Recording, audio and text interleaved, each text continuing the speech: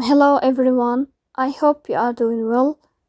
Today we will talk about how to fix or how to solve the problem of white screen on the application of Instagram. You will click on settings. In this page, you will click on apps, default apps, app settings.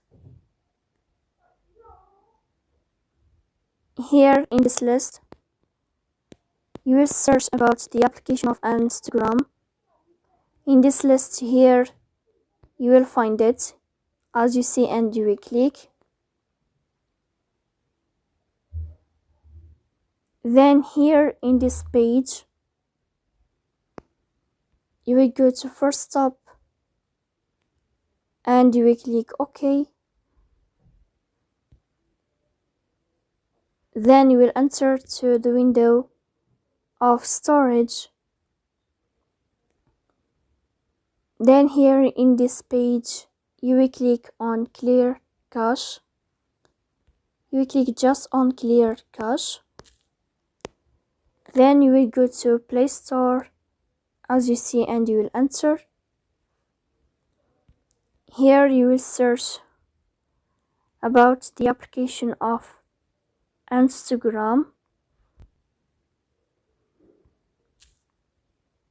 Then in this page, you will click here if you find in this blue sign update.